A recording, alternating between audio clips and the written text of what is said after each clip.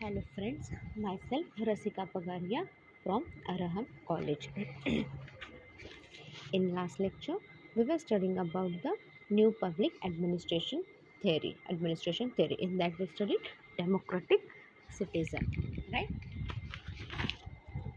Refer directly to the belief in creating an environment where the common man has a voice in politics, right? Then public interest we saw refer to the refers to the collective common good within society, to which is the main objective of public interest. Public policy, the means by which new policy is enacted and introduced. Then, service to citizen provides upholding the moral and ethical standard in regard to meeting the needs of citizens through institutions and bureaucracies. First, a new theory should be started with the idea of democratic citizen. The public service drive its true meaning from its mandate to serve citizens to advance the public good. Then, subject of new public administration. The public administration of pre 1960 was primarily concerned with the budgeting, efficiency, decision making, and the implementation of decision. But World War II हुआ और सारा तहस नहस हो गया and public administration came to be as a challenge now. It was strongly felt that the whole public administration should be overhauled. Then again in the 70s of the last century, the concept of justice gained importance. अब यहाँ पे क्या हो गया, justice को एक important मिलने लग गया. Justice started gaining more and more importance over here. The issue of justice was raised by John Rawls in his famous work, A Theory of Justice. Right? John Rawls, in his new theory of justice, suggested that the social and economic inequalities are to be arranged so that they both are reasonably expect to everyone's advantage, attached to position and office open to all. Then Rawls has suggested that each person is to have equal right to the most of the extensive level of like liberty. सबको एक जैसा treat करना है यहाँ पे, right? किसी को भी अलग नहीं, फिर वो रिच हो पुअर हो कुछ भी हो, every one should get the proper justice. क्योंकि जब तक सबको पर्सनली जस्टिस नहीं मिलेगा, जब तक सबको जस्टिस नहीं मिलेगा, तब तक अपना सोसाइटी भी इम्प्रूव नहीं होगा. Then it is further to be noted that in the 70s of the last century, liberalism started assuming new meaning and content. Right? The exact role of the state should be like a night watchman. In earlier periods, the state was aggressive, so was the public administration. In the new era, the power of state should be drastically curbed, and the public administration must adjust itself with new philosophy, the philosophy of liberalism. Then Noswick Dictionary, State and Utopia. It was published in 1974. And John Rawls' Political Liberalism combined true light on the nature and function of the state. And all this considerably influenced the public administration. Naturally, in one form or other, public administration come to be a potent factor. The new public administration wants to emphasize that it must have its own philosophy, ethics, and value system, which will not stand on the furtherance of liberalism. The new public administration does not rule out the decision making and evolution of decision as its function. An important aspect of new public administration is that there shall exist bureaucracy, but the top bureaucrat must change its outlook and mentally so that administration can meet the needs of the people of new age. Then we saw the aspect of new public administration. इसमें अपन ने क्या देखा, ये public administration को एक importance मिल रहा है, right? The scholars and administrative is an equitable term demanded that it should be regarded as a special subject, right? It is a subject matter which shall be aspect for both administration, public and private. Public administration is a separate discipline, right? मतलब आप उसको एक science बोल सकते हो नहीं, आप science नहीं बोल सकते उसको कम्प्लीटली, क्योंकि science deal with the physics and chemistry. तो इसमें पब्लिक एडमिनिस्ट्रेशन में साइंस है, but it is act in a liberal sense.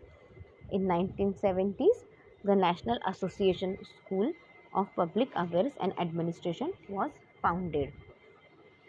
This body demanded that public administration should properly call itself and increase the recognition as a separate self-aware field of study.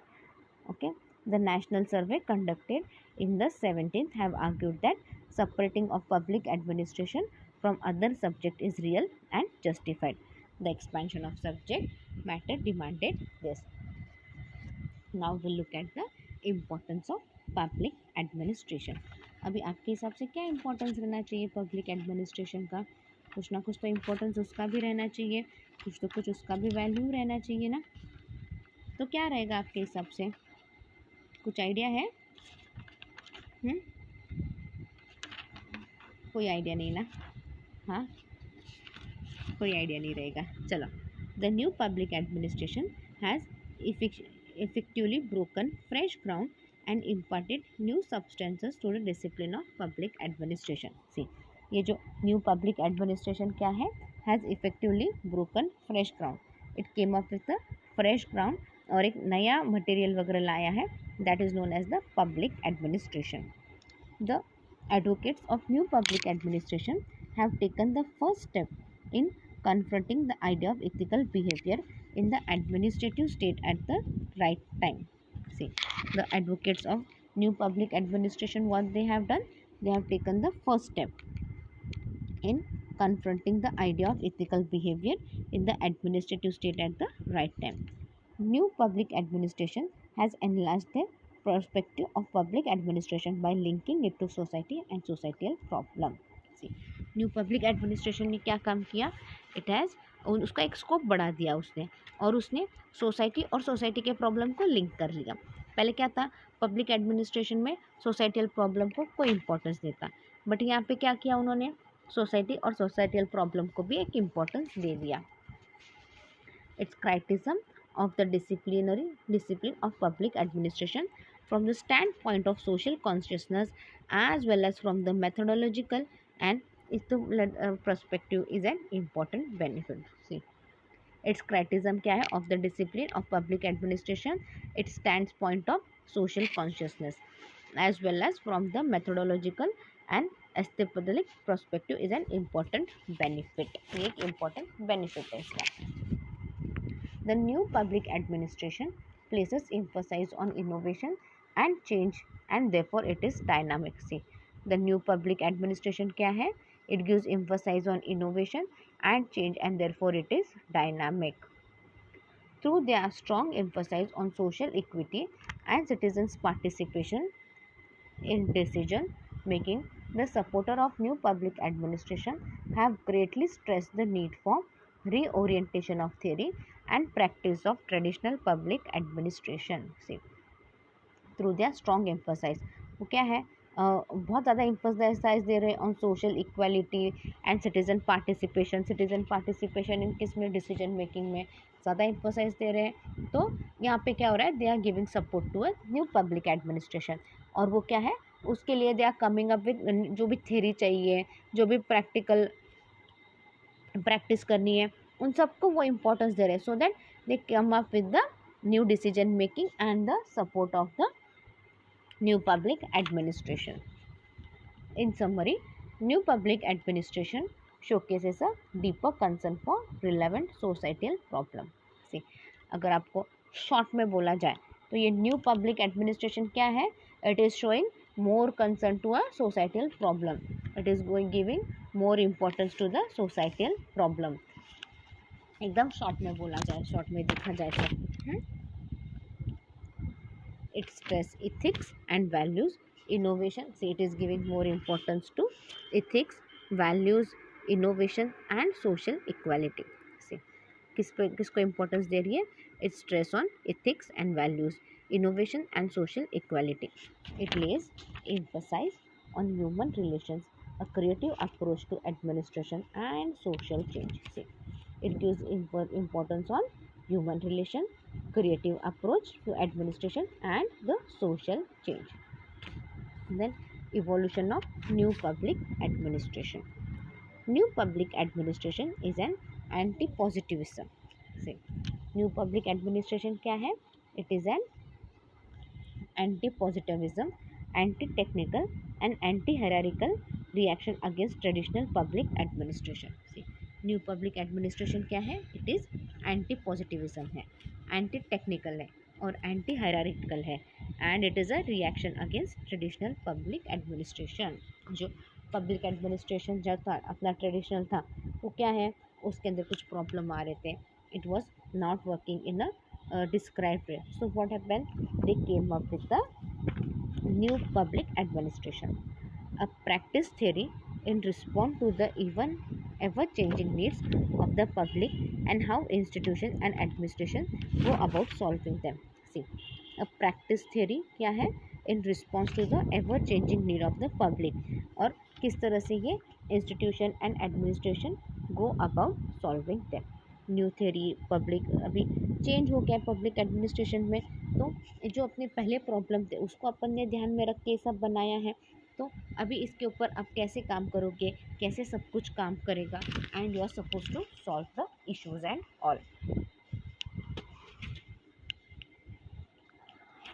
Focus is on the role of government and how they can provide this service to citizen in which are a part of public interest by mean but not limited to public policy.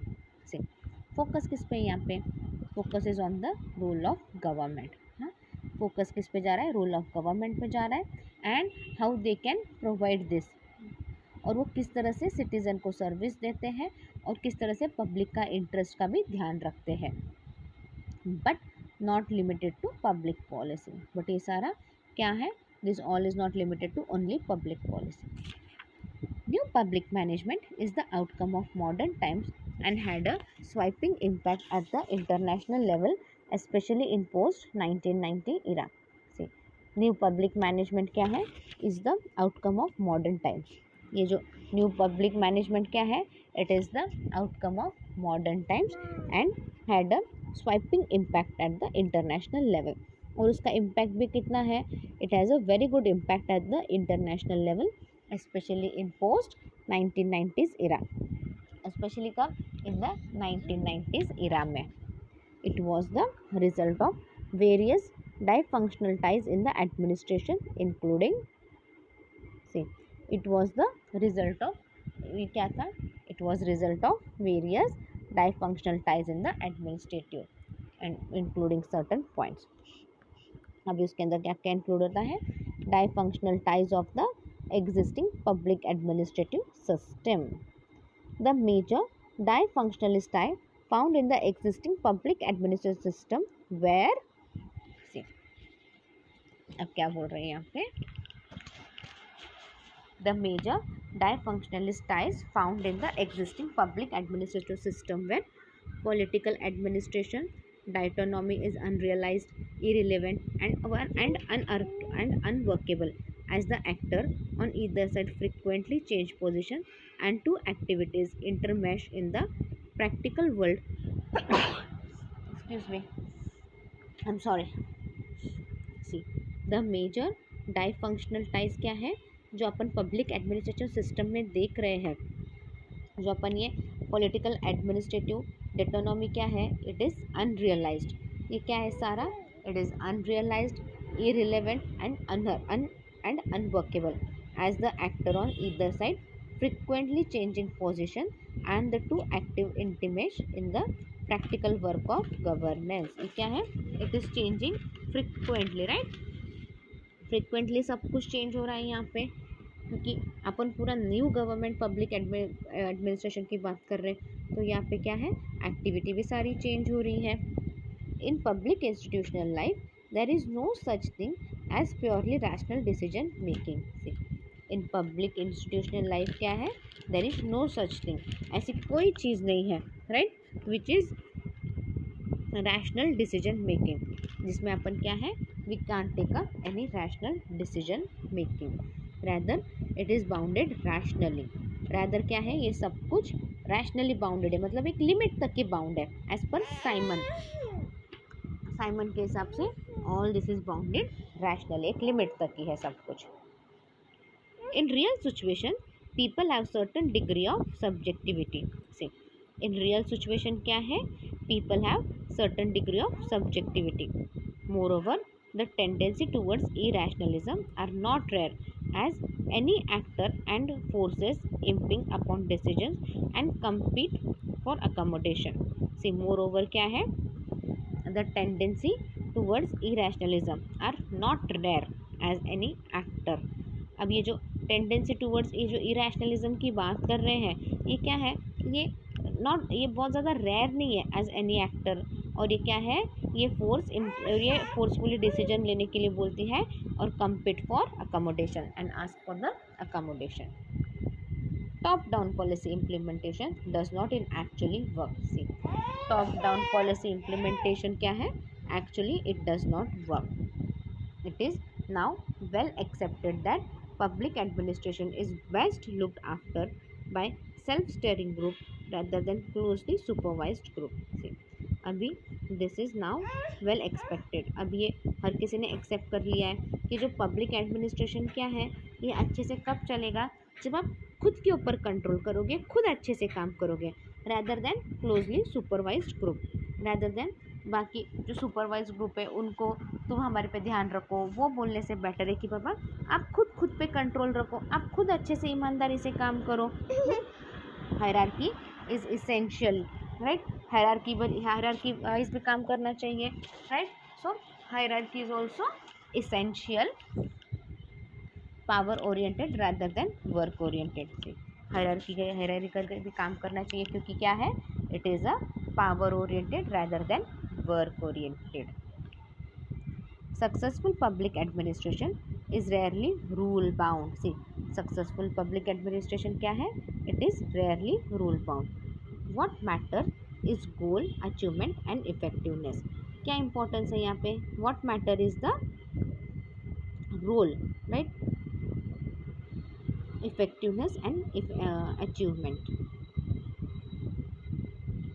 In traditional public administration, rules became the end rather than means to an end। See, in traditional way में क्या हुआ था, अगर आप traditional तरीके में जाओ तो ट्रेडिशनल वे में क्या हो गया था, ये जो पब्लिक एडमिनिस्ट्रेशन क्या था, it was an rule, right, rather than the end या फिर means to an end। It encourages a culture of non-performance and striking taking initiative। See, what it does, it encourages a culture of non-performance and striking takes initiative। Then centralization leads to rigidity। centralization किसको कहते हैं यहाँ पे, centralization leads to rigidity, right। hierarchy results in imperialism, implementation deficit। sorry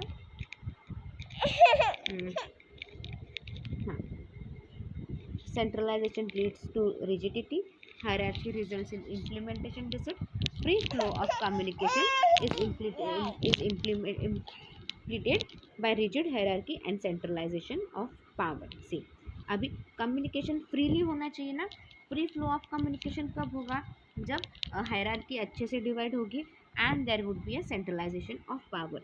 जब centralization of power होगा और सब कुछ हायरार्की वाइज चलेगा, then only everything would go on in a proper place।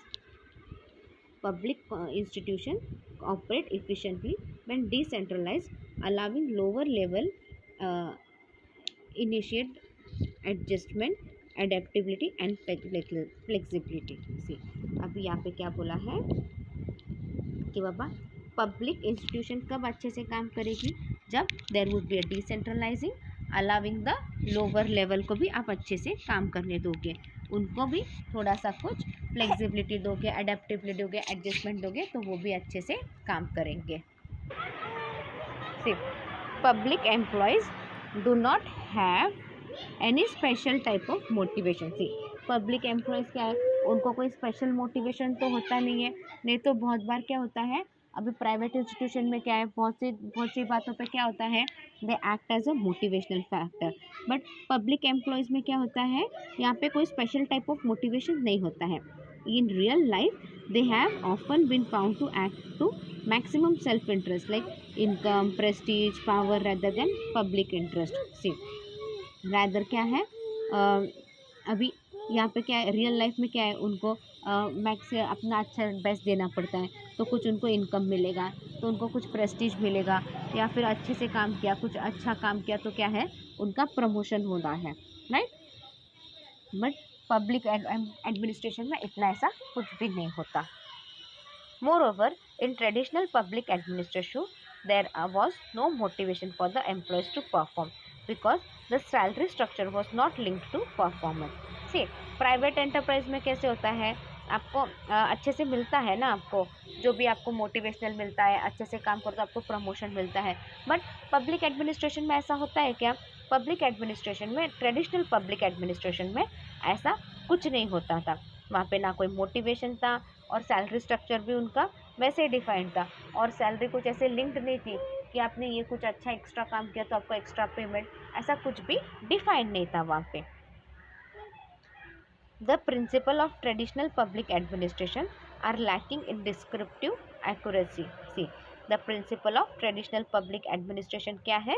Are lacking in descriptive accountancy as organization differ in complexity and character. One should enumerate of principle in naive and unrealistic. यहाँ पे ये जो traditional पे क्या था, यहाँ पे सब कुछ अच्छे से डिस्क्राइब नहीं किया था, nothing was described in a proper way. As organization differ in complexity and character, यहाँ पे क्या है, organization here differ from the complexity and character. The classical viewpoint of strict division of labor and specialized, see, अभी यहाँ पे क्या बोला है, the classical viewpoint of strict division of labor and a specialization has been attached as being injurious to organizational health and productivity. See, ये जो classical view है,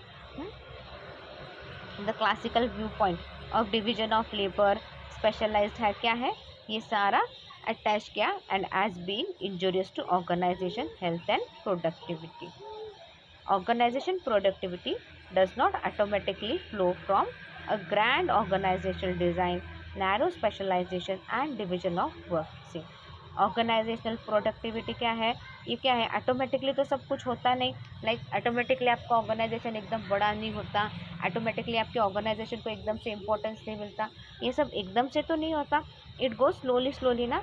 जब आप कुछ स्पेशलाइज, जब आपके ऑर्गेनाइजेशन कुछ स्पेशलाइज फील्ड में काम करने लगेगी तो उसको एक स्पेशलाइज्ड इम्पोर्टेंस मिलेगा, और आपके ऑर्गेनाइजेशन में सबसे बड़ी चीज़ है डिवीजन ऑफ वर्क, राइट। सारा आदमी अकेले नहीं डिसीजन लेने का क्या नहीं, अब कोई फाइनेंस डिपार्टमेंट फाइनेंस में काम करेगा, मार्केटिंग डिपार्टमेंट मार्केटिंग में काम करेगा, human resource department human resources में काम करेगा, तो क्या है, ये डिवीजन ऑफ वर्क क्या है, it plays an important role here. In fact organization layout must provide opportunity to employ to work in multiple roles in much more flexible structure. See, in fact क्या है, ऑर्गेनाइजेशन स्ट्रक्चर, ऑर्गेनाइजेशन लेआउट ऐसा रहना चाहिए कि आप आपके एम्प्लॉयज़ को नई नई अपॉर्चुनिटी दो, right, you give them new opportunity so that they can do the multiple role, और वो फ्लेक्सिबल स्ट्रक्चर में रहना चाहिए, मतलब वो अलग अलग काम करे, अच्छे से काम करे, and it should go on in a very flexible way, एक फ्लेक्सिबल स्ट्रक्चर में सब कुछ चलना चाहिए. Traditional public administration viewed government as the protector of the consumer interest. See, traditional public administration क्या है, it viewed government as the protector of the consumer interest. It assumed that private sector take care only of its profit including interest, leaving consumer in the lurch. See, अभी traditional public administration में क्या था, government वो एक consumer interest को ही protect कर रहा था, बट प्राइवेट सेक्टर में क्या करते हैं, वो सिर्फ अपना प्रॉफिट देखते हैं ना, प्राइवेट सेक्टर में अपने प्रॉफिट के अलावा वो दूसरा कुछ देखते हैं क्या, नहीं, वो कंज्यूमर सेटिस्फेक्शन, ठीक है, सेकेंडरी होता है उनके लिए, मेन एम क्या रहता है कि बाबा जितना कमा सकते हो उतना कमाओ, राइट, जितना प्रॉफिट निकल लेके आ सकते हो उतना प्रॉफिट लेके आओ. However, at the private sector has grown over this year, it is showing more and more concern for the private sector as even more than the public sector.